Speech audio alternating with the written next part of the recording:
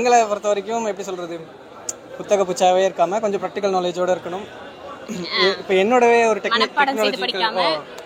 ப்ராக்டிக்கலோட டெக்னாலஜியோட அன்னைக்கு அப்டேட் ஆகிற டெக்னாலஜியோட இருந்தோம்னு சொன்னால் நீங்கள் அப்படி சுலபமாக வரீங்க. ஓகே, அப்போ இதில் வந்து ஒரு குறிப்பிட்ட லட்ச லெவலில் இருந்தால் மட்டும்தான் படிக்கிறதுக்கு கம்ஃபர்டபுளாக இருக்குது.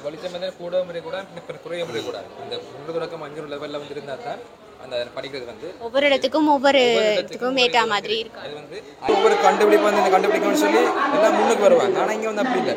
டெக்னாலஜி ஸ்ட்ரீமில் படிக்கிறோம், அதுலேயே வந்து அரவாசிக்கு வந்து என்ன செய்வான்னு சொன்னால் ஒவ்வொரு டிவைஸை வந்து ஒவ்வொரு டெக்னாலஜி வந்து கண்டுபிடிப்பாங்க. ஆனால் அங்கே வந்து எல்லாம் அப்படி இல்லை. ஒவ்வொரு மாணவனும் வந்து ஒவ்வொரு டிவைஸை வந்து கண்டுபிடிக்கணும். அப்படி ஒரு சிச்சுவேஷன் வந்து எங்கள் ஸ்ரீலங்காவில் வந்து கொண்டு வந்தாங்கன்னு சொன்னால் நல்ல ஒரு ஃபியூச்சர் வந்து வரும், டெக்னாலஜி ஃபியூச்சர். இந்த ஸ்ட்ரீம் அண்ட் செக்ஷனாக கொண்டு வந்தால் நல்லா இருக்கும். நாங்கள் ஏற்கனவே ஜாலைட்டியாக போல புதிய பயணங்களுக்குலாம் கொண்டு வந்துட்டோம். அதை வந்து ஸ்கூல் வழியாக கொண்டு வந்தால் இன்னும் பெட்டராக இருக்கும் சொசைட்டிக்கு. தாய்நாடு யூடியூப் சேனல் நேயர்கள் எல்லாருக்குமே மிகப்பெரிய வணக்கம். இப்போ எனக்கு பின்னுக்கு பார்த்தீங்கன்னு சொன்னால் எல்லாமே சும்மா பரபரப்பாக கலகலப்பாக ஒரு வண்ணமயமான சூழ்நிலையாக இருக்குது. ஸோ இதை பார்த்த உடனே உங்களுக்கு நீங்கள் கெஸ் பண்ணியிருப்பீங்களான்னு தெரியல. இது என்னன்னு சொன்னால் இது வந்து ஒரு படிப்பு சம்மந்தப்பட்ட விஷயம். என்னன்னு சொன்னால் இப்போ எல்லாத்துலேயுமே தொழில்நுட்பம் வந்து வளர்ந்து கொண்டு வருது.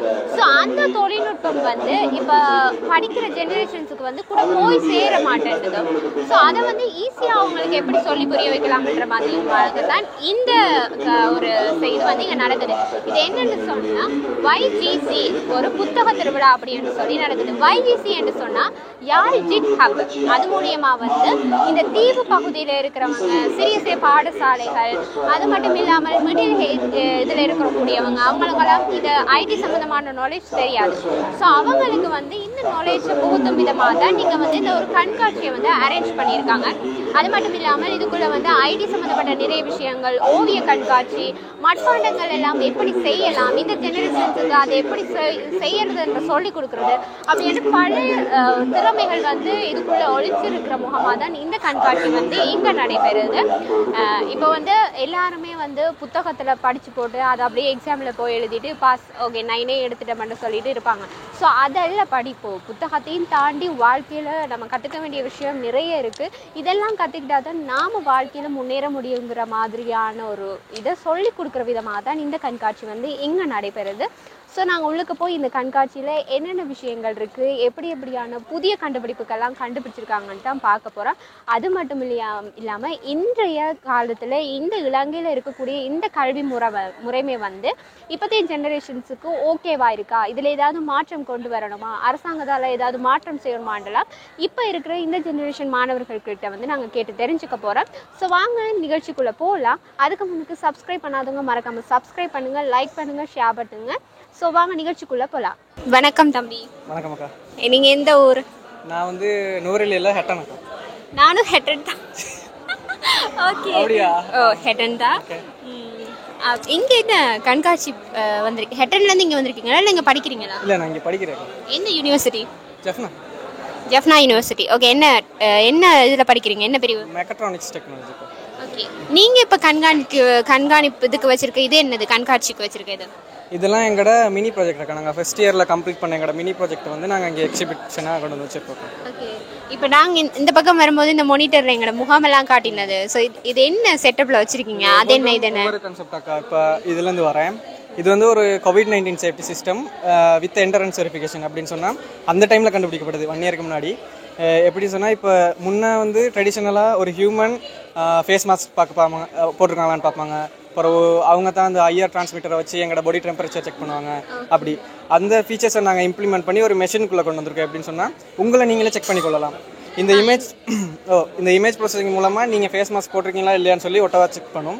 பிறகு என்ன செய்யணும்னு சொன்னால் டெம்பரேச்சர் உங்களோட நெத்தி இல்லைனா கைகளை வந்து இந்த சென்சர்ஸ் முன்னாடி வைக்கும்போது ஆட்டோமேட்டிக்காக உங்கள் டெம்பரேச்சரை பிரிண்ட் பண்ணும். அதோட சேர்ந்து டெம்பரேச்சரை ஸ்டோர் பண்ணி வச்சுக்கொள்ளும். 3வது சானிடைசர். ட்ரெடிஷ்னலாக நாங்கள் வந்து தண்ணியவோ இல்லைனா லிக்விட் சானிடைசர் தான் யூஸ் பண்ணியிருக்கோம். ஸோ வேஸ்டேஜ் கூட வருது. அந்த வேஸ்டேஜை ரெடியூஸ் பண்ணுறதுக்காக என்ன செஞ்சுருக்கோன்னு சொன்னால் லிக்விட் சானிடைசர்ஸை ஃபொக்காக சேஞ்ச் பண்ணி அது ஒன் த ஸ்பாட்டில் நடக்கும். நீங்கள் உள்ளுக்கு கைகளை விடும்போது என்ன செய்யணும்னு சொன்னால் லிக்விட் சானிடைசர்ஸ் ஃபொக்காக சேஞ்ச் பண்ணி ஆட்டோமேட்டிக்காக உங்கள் கைகளுக்கு அப்ளை ஆகும். இதுக்குள்ளே அந்த ப்ரொசஸ் எல்லாம் இதுக்குள்ளே நடக்குது. ஸோ அந்த எங்களை நாங்களே ப்ரொடெக்ட் பண்ணிக்கொள்றதுக்கு 0 ஹியூமன் இன்ட்ராக்ஷனோட கண்டுபிடிக்கப்பட்ட ஒரு மிஷின் ஒன்று. இது நீங்களே கண்டுபிடிச்சதா? எங்களோட மினி ப்ராஜெக்ட் ஒரு 1 year ஆச்சு கண்டுபிடிச்சி. இப்போ அந்த சிஸ்டம் தான் இந்த ஹியூமன் வெரிஃபிகேஷன் சிஸ்டம். ரெண்டாவது வந்து sleep monitoring system. Sleep monitoring சிஸ்டம்னா இப்போ மேக்ஸிமம் இது நைட்டில் ட்ரைவ் பண்ணுறவங்களுக்காக தான் இது ஸ்பெசிஃபிக்காக கண்டுபிடிக்கப்பட்டது. எப்படின்னு சொன்னால் இப்போ நைட்டில் ட்ரைவ் பண்ணுறவங்க ஒரு வேளை தூங்கிட்டாங்க அப்படின்னு சொன்னால் ஆக்சிடென்ட் ஆகிறதுக்கான சான்சஸ் நிறைய இருக்குது. ஸோ இது ஃபங்க்ஷன் என்ன செய்யணும்னு சொன்னால் இமேஜ் ப்ராசஸிங் ஊடாக எங்கள் ஃபேஸை டிடெக்ட் பண்ணி கொண்டிருக்கும். ஒன்ஸ் நாங்கள் கண்ணை மூடிட்டாலோ இல்லை நாங்கள் ஸ்ட்ரீட்டை நேராக பார்க்காம வேற எங்கேயும் பார்த்துட்டு ஓடிட்டு இருந்தாலோ எங்களோட ஐஸை டிடெக்ட் பண்ணி என்ன செய்யணும்னு சொன்னால் இனிஷியல் ஸ்டேஜ் வந்து பஸர் அலாட் பண்ணும். ஸோ நாங்கள் பஸருக்கு ரெஸ்பான்ஸ் பண்ணல அப்படின்னு சொன்னால் பின்னாடி முன்னாடி வர வெஹிக்கல்ஸுக்கு என்ன செய்யணும்னு சொன்னால் இண்டிகேட் பண்ணி இந்த வெஹிக்கலில் ஹசார்ட்ஸ் இருக்குதுன்னு சொல்லி முன்னாடி இருக்க வெஹிக்கல்ஸுக்கு ஒரு ஹசார்ட் சிக்னல் கொடுக்கும். அதுக்கும் நாங்கள் ரெஸ்பான்ஸ் பண்ணல அப்படின்னு சொன்னால் ஆட்டோமேட்டிக்காக என்ன செய்யணும்னு சொன்னால் வீல்ஸ்க்கு பிரேக் அப்ளை பண்ணி காரை ஸ்டாப் பண்ணும்.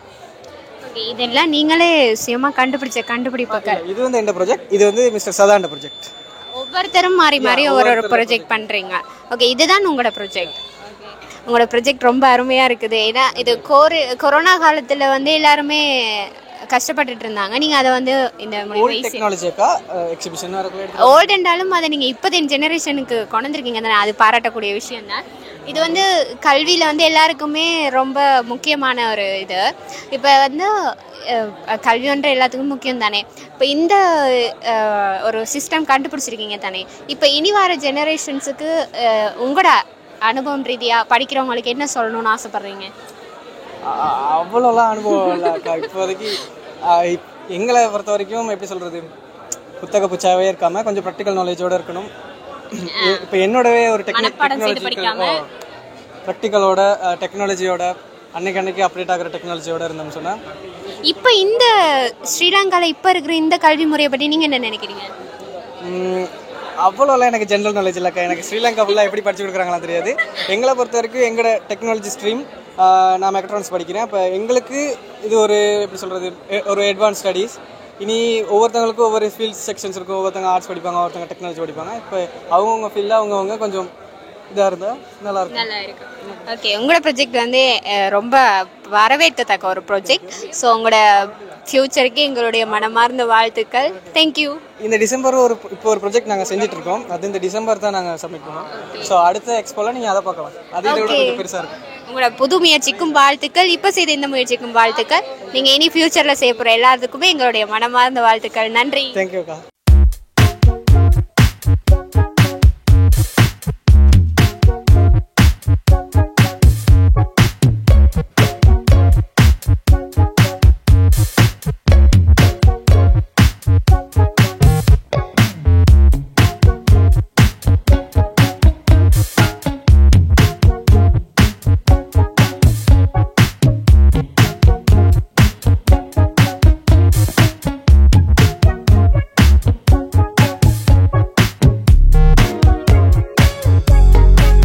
வணக்கம் அண்ணா.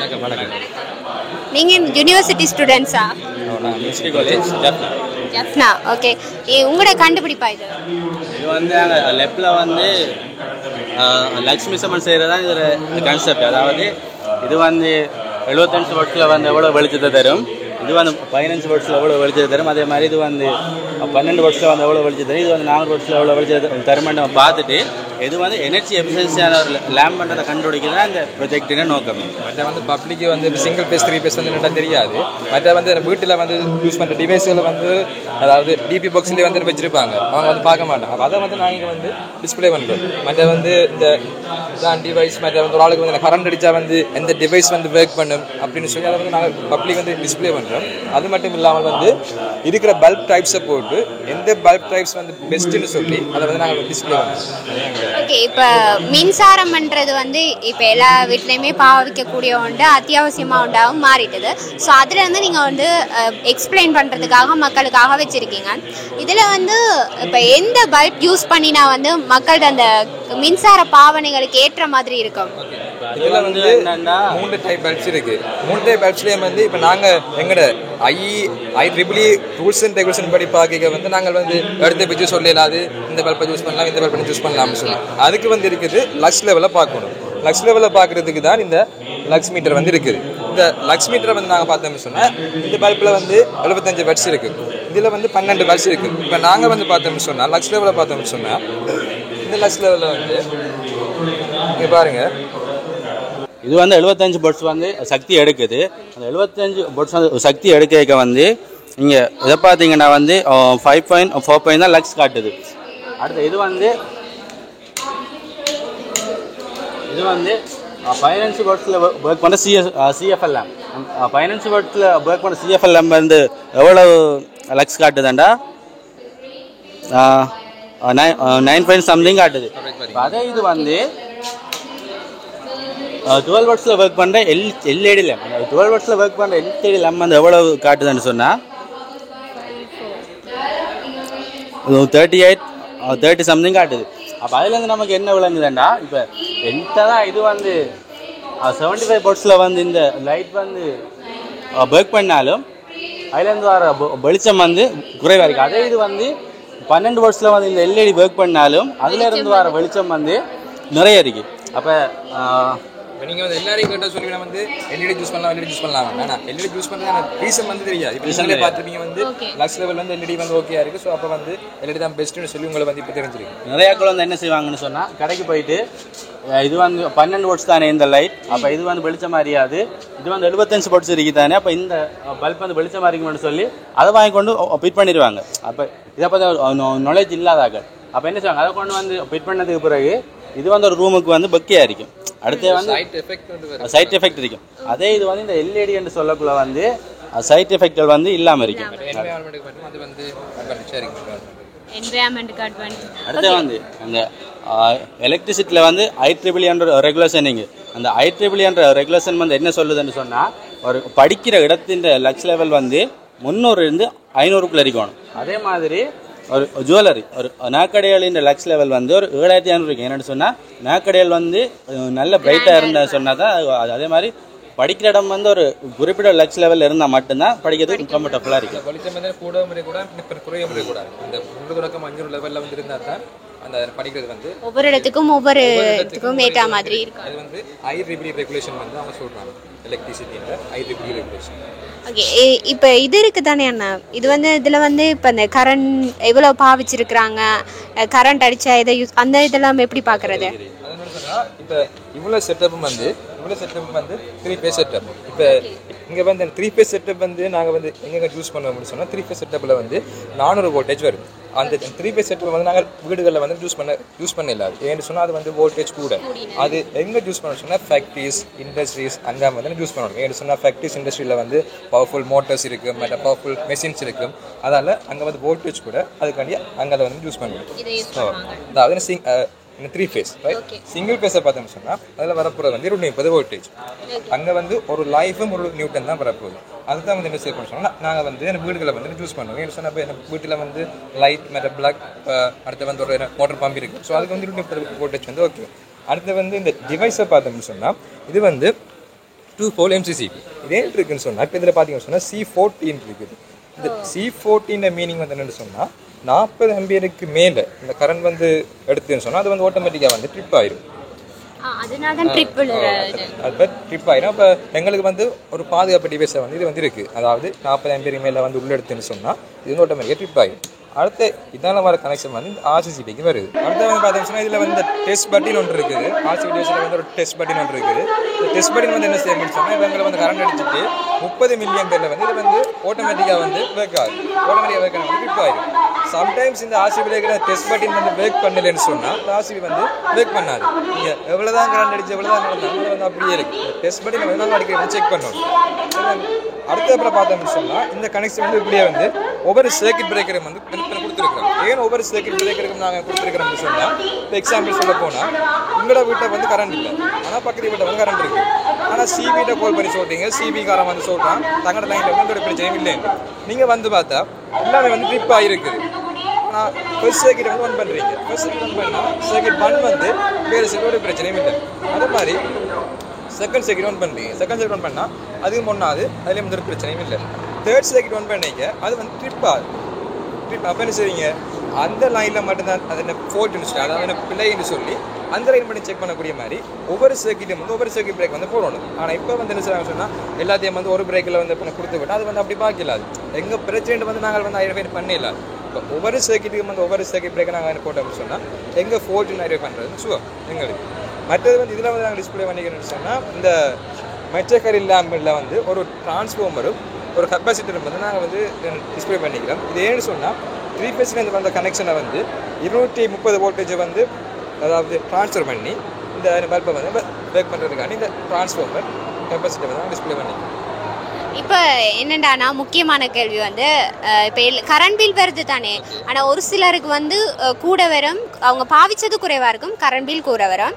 இது வந்து அந்த பார்த்து மீட்டர் பாக்ஸ் பார்த்து சொல்லுவாங்க தானே, அவங்க வந்து மேபி கூட போடுவாங்க. இப்போ சமீபத்தில் கூட அந்த இஷ்யூலாம் வந்தது, ஒரு கிராமத்துக்கு வந்து 1 லட்சத்துக்கெல்லாம் பில் வந்துருந்து நியூஸில் வந்துருந்து.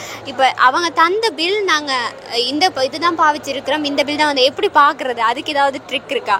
அவங்க கொடுத்த பில் சரியாக இருக்குது, நாங்கள் இதுதான் பாவிச்சிருக்கோம் அப்படின்னு நாங்களாக செக் பண்ணுற மாதிரி ஏதாவது ட்ரிக் இருக்கா? நீங்களாம் செக் பண்ணுறதுக்காண்டி அந்த ஒரு ட்ரிக்கும் வந்து இருக்கான்னு தெரியல. ஆனால் வந்து இப்போ சொன்னால் இப்போ நம்ம பாவிக்கிற பாவனைக்கு இதை மாதிரி தான் லைட் பில் வரும். இப்போ வந்து இப்போ நேற்று அம்மா வந்து கேட்ட என்னன்னு சொன்னால் தங்களோட வீட்டை வந்து 3 சீலிங் ஃபேன் இருக்கான், அது விடியிலேருந்து நைட் மட்டுமே பேக் பண்ணிக்கொண்டு இருக்கான். ஆனால் அவன் ரைஸ் குக்கர்லாம் வந்து அவங்க வந்து ஒரு அவசியம் தான் இப்போ யூஸ் பண்ணுவாங்க. இப்போ என்ன ரீசன் சொன்னால் அது சீலிங் ஃபேன். இப்போ டேபிள் ஃபேனை விட சீலிங் ஃபேனை வந்து யூஸ் பண்ணுறதால வந்து அங்கே வந்து லைட் பில் கூட. அதே மாதிரி எல்இடியை விட நீங்கள் இன்கன்ஷன் லேம்பை வந்து யூஸ் பண்ணி சொன்னால் அங்கே வந்து லைட் பில் கூட. அப்போ அதைத்தான் நாங்கள் வந்து மாற்றணும். இப்போ இன்கன்ஷன் லேம்ப்லேருந்து எல்இடிக்கு மாற்றணும், மற்ற சீலிங் லேம்போட பர்பஸை குறைச்சி சீலிங் ஃபேனோட பர்பஸை குறைச்சி டேபிள் ஃபேனுக்கு மாற்றணும். அப்படியான சில இதெல்லாம் வந்து என்ன செய்யலாம், லைட் பில்லை நாங்கள் குறைச்சி கொடுக்கலாம். எப்படி குறைக்கலாம்ன்றதை நாங்கள் மாற்றலாம் மொழியா, மற்றது அவங்க போட்டு சரியா நாங்கள் போட்டு அப்படி நாங்கள் அப்ளை பண்ணிடலாம். அது வந்து அவங்களுக்கு ஒரு ஈக்குவேஷன் இருக்குது, அவங்க வந்து அதை செக் பண்ணி தான் போடுவாங்க. இது வந்து இப்போ சமூகத்துக்கு வந்து தேவையானன்றது தான். ஏன்னா மின்சாரம் பாவிக்கிறது வந்து கூட எல்லா இதுலேயுமே.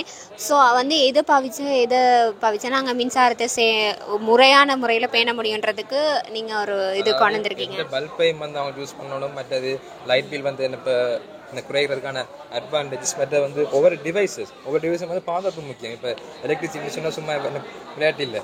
அப்போ ஒவ்வொரு டிவைஸும் வந்து என்னென்ன பர்பஸ்ன்னு சொல்லி டிஸ்பிளே பண்ணுவாங்க. இப்போ வீட்டில் கன பேருக்கு தெரியாது ஏன் இந்த மீட்டர் பாக்ஸ் இருக்குது, அதில் எப்படி பார்க்கலாம்ன்றது இப்போ உள்ள ஜெனரேஷன்ஸுக்குமே தெரியாது. பெரும்பாலும் பிரச்சனை என்னன்னு சொன்னால் இப்போ எலக்ட்ரிசிட்டிக்காரனை அவரை கூப்பிட்டு டிவி பாக்ஸை ஃபிட் பண்ணி வீட்டை பல்ப் எரிஞ்சா சரி, அவ்வளோதான் வீட்டை காணவே இல்லை. அது எப்படி எரியுது, என்ன டிவைஸ் போட்டிருக்காங்க, அவங்களோட ஃபங்க்ஷன் என்ன, நமக்கு கரண்ட் அடித்தா என்ன டிவைஸ் சொல்லி அதெல்லாம் வந்து அவங்க வந்து இப்போ தெரிஞ்சுக்க மாட்டாங்க. ஸோ அதெல்லாத்தையும் வந்து சொல்கிறதுக்காக டிஸ்பிளே பண்ணி. ஆமாண்ணா, இப்போ திடீரென்று ட்ரிப் விழுந்தாலுமே டப்பன்ற அந்த சுவிட்சை தட்டி விட்டால் லைட் எரிஞ்சா ஓகே கனெக்ஷன் சரியாக வந்துட்டு நினைப்பாங்க. ஸோ அதுக்கெல்லாம் என்ன ரீசன்ன்றது சொல்கிற மாதிரி நீங்கள் ஒரு கண்காட்சி இது வச்சுருக்கிறீங்க. ஸோ இது வந்து ரொம்பவே யூஸ்ஃபுல்லானது. இது உங்களுடைய கண்டுபிடிப்புன்றது போது இன்னும் எங்களுக்கு ரொம்ப சந்தோஷமாக இருக்குது. இனி வரும் காலங்களில் நீங்கள் இதை விட சிறப்பாக நல்ல ஒரு கண்டுபிடிப்பெல்லாம் எங்களுக்காக உருவாக்கணும்னு நினைக்கிறோம். இப்போ இனி வர ஜெனரேஷன்ஸுக்கு படிப்பில் ஒரு சொல்லணும்னா நீங்கள் என்ன சொல்ல ஆசைப்படுறீங்க?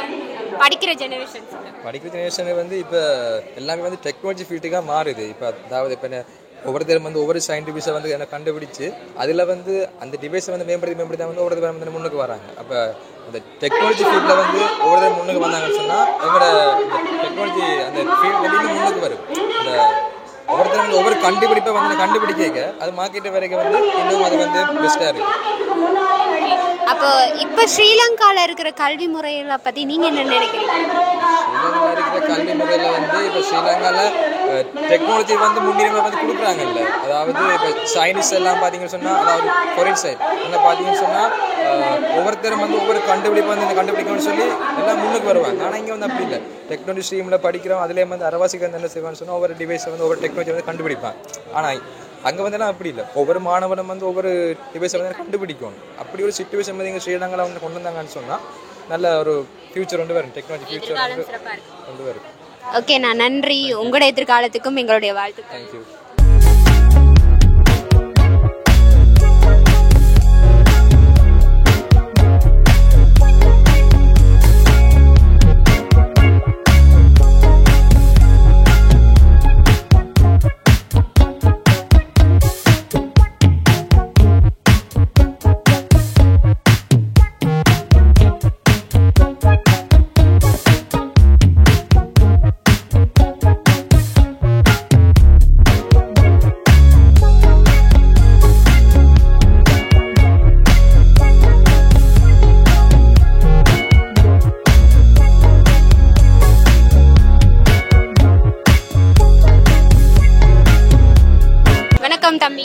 வணக்கம் அக்கா.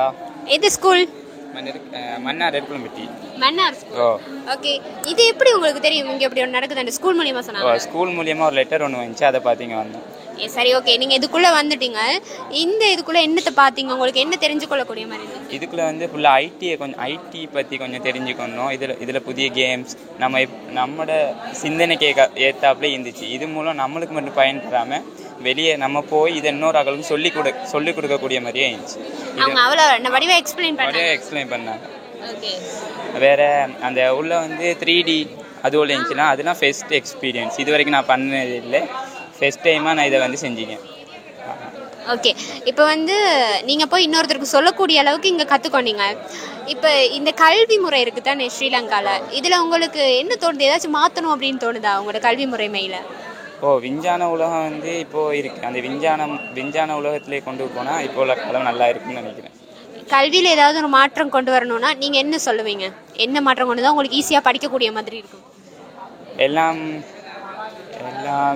எல்லாம் வந்து ஆன்லைன்லேயே இருந்தால் நீங்க அப்படி சுலபமா வரீங்க. ஓகே, அப்ப இதுல வந்து யூஸ்ஃபுல்லா எல்லாத்தையும் தெரிஞ்சுக்கிட்டீங்க. அந்த மின்சார இது ஒன்று சொன்னாங்க தானே, அதெல்லாம் பாத்தீங்களா? அதெல்லாம் உங்களுக்கு எப்படி இருந்துச்சு? அதெல்லாம் புதிய அனுபவமா தான் இருந்துச்சு. இந்த கேட்க புதுசா இருந்துச்சு. இதை கொஞ்சம் தெரியாத தெரிஞ்சுக்கிட்டு நல்லதுதான். அப்ப போய் வெளியில 4 பேருக்கு சொல்லி இதை சொல்லிக் கொடுப்பீங்கன்னு அந்த அளவுக்கு தைரியம் இருக்கு. சரி, தேங்க்யூ. தேங்க்யூ அக்கா. ஓகே, நாங்கள் வந்து இந்த கண்காட்சியில் வந்து ஐடி சம்மந்தமான நிறைய விஷயங்கள் வந்து ஷேர் பண்ணினாங்க நிறைய பேர். ஸோ அதெல்லாம் நாங்கள் பார்த்துக்கிட்டே வந்தாங்க. இந்த செக்ஷனில் பார்த்தீங்கன்னு சொன்னால் ஓவிய கண்காட்சி வந்து வச்சுருக்குறாங்க. ஓவிய கண்காட்சிகள்னு சொன்னால் இப்போ எல்லாருமே வந்து அவங்க தங்களோட ட்ராயிங் திறமையை காட்டுற மாதிரியான ஓவிய கண்காட்சி தான் பொதுவாக எல்லா இடத்துலையுமே நடக்கும். இந்த இதில் வந்து என்னென்னு சொன்னால் தங்களுடைய உணர்வுகளை வந்து, அதாவது தங்களோட மனதில் ஒரு விஷயம் தோணியிருக்கு, அதை ஓவியமாக காட்டணுமன்றதுக்காக அவங்க தங்களுடைய எண்ணங்களை வந்து இங்கே ஓவியமாக வந்து வரைஞ்சி வச்சுருக்குறாங்க.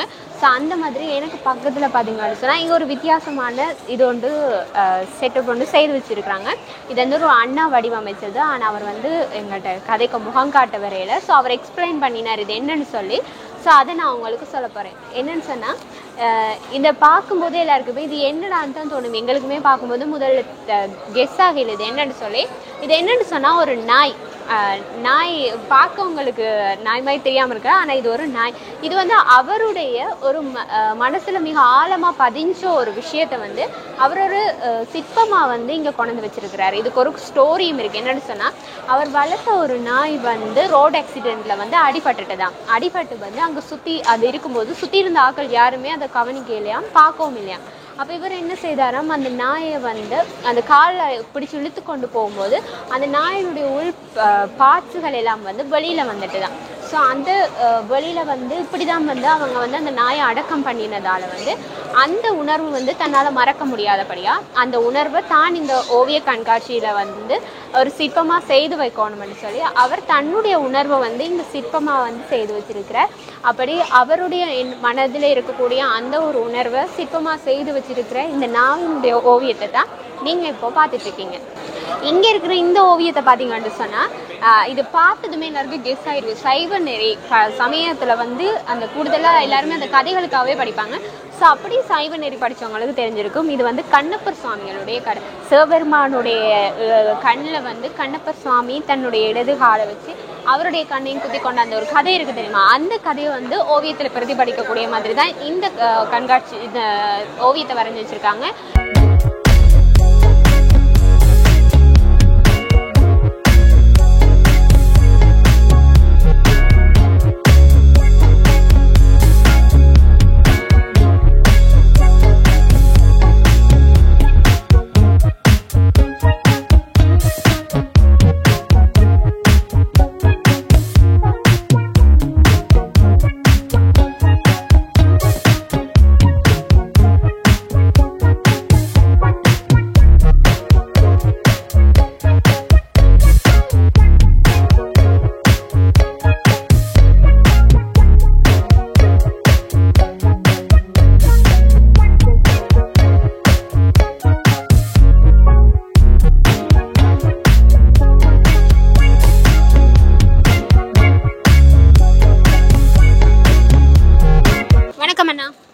வணக்கம். நீங்கள் எந்த ஊர், எந்த யூனிவர்சிட்டி?